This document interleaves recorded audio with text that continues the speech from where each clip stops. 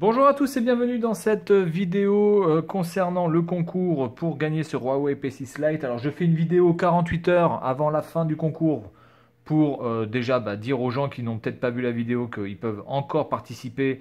Vous devez simplement cliquer sur le lien en description pour aller directement sur la vidéo et poster votre question directement dans les commentaires. Mais c'est aussi pour vous dire que j'ai reçu quand même pas mal de questions. Donc, comme le concours s'arrête le 15, je vais prendre à peu près 4 ou 5 jours pour répondre à vos questions. Donc, la vidéo pour donner le nom du vainqueur, ce ne sera pas le 15. Le 15, ce sera l'arrêt du concours. Mais je vais prendre le temps de répondre à toutes les questions parce que je veux absolument pouvoir répondre à tout le monde. C'est quand même le minimum. Donc je vais prendre le temps de ça et il faut aussi que j'ai le temps de répondre aux questions. Donc du coup, la vidéo risque d'être une vidéo qui dure quand même pas mal de temps, à peu près 30 ou 40, voire peut-être 45 minutes. Donc du coup, il faut le temps de la faire, il faut le temps de la préparer. Surtout que si je me chie ou si je fais un petit peu trop de la merde, je vais être obligé de recommencer. Parce que j'ai pas non plus envie de faire une vidéo où je bafouille, où je répète deux fois les choses. Donc du coup voilà, donc c'est juste pour vous avertir que le 15 août c'est l'arrêt du concours, mais par contre la vidéo sera certainement au maximum le 20 août. Voilà. Alors comme j'ai pas envie de faire une vidéo pour rien non plus, enfin que pour ça, je vais vous apprendre quelques petits langages SMS ou Facebook ou peu importe le réseau social qu'on peut utiliser ici à Taïwan. Alors c'est un langage SMS qui s'utilise en tout cas de manière sûre et certaine à Taïwan. Je ne sais pas si ça s'utilise en Chine continentale, qu'on soit bien d'accord, hein. Donc on va commencer par un truc tout simple, c'est pleurer. Alors pleurer c'est deux Q comme ça, QQ, voilà. Ça veut dire pleurer, voilà, hein. On peut aussi utiliser cette technique-là, QAQ, voilà, ici, voilà, ou on peut utiliser 555, hein. Voilà, vous pouvez utiliser 5, attendez, je vais le faire comme ça plutôt, c'est pas celui-là. Voilà, 555. Voilà, vous pouvez utiliser 555 aussi comme ça, parce que 5 en chinois ça se dit ou, et donc c'est assez proche de la phonétique ku qui veut dire pleurer, donc en chinois. Ensuite, si vous voulez dire par exemple je n'ai pas envie de dire, je n'ai pas envie d'expliquer ou j'ai pas envie de, voilà, de passer mon temps là-dessus, vous pouvez utiliser la technique comme ça. Hop, B. J4. Voilà, BJ4. BJ4 qui veut dire je n'ai pas envie d'expliquer. Voilà. Alors pourquoi BJ4? Parce qu'en fait BJ4 ça correspond aux phonétiques qui sont sur les claviers taïwanais pour écrire en chinois. Parce qu'ils ont des phonétiques. Donc vous pouvez voir que le B, vous avez la phonétique qui est ici. Voilà, cette phonétique-là, qui se prononce R.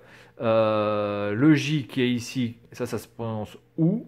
Et le 4, c'est le ton. Vous pouvez voir là au-dessus. C'est le ton qui descend. Donc c'est un ton très court, un peu très sec. Je veux dire roux. Voilà. Donc ça veut dire donc je n'ai pas envie d'expliquer. Ensuite, on peut utiliser par exemple 8-7 pour dire stupide. Alors 8-7 qui veut dire stupide. Alors, attendez, je vais effacer ça.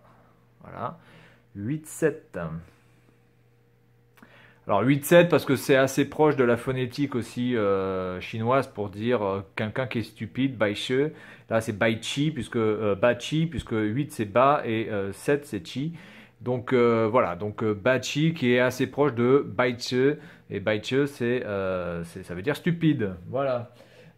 Ensuite, qu'est-ce que je peux vous donner d'autre? On peut aussi avoir... Alors, si vous voulez dire fuck, donc putain, alors putain toujours en négatif, hein, c'est pas genre ouah putain c'est beau ou putain ça défonce ou c'est super classe. Alors dans ces cas-là, vous allez faire E04.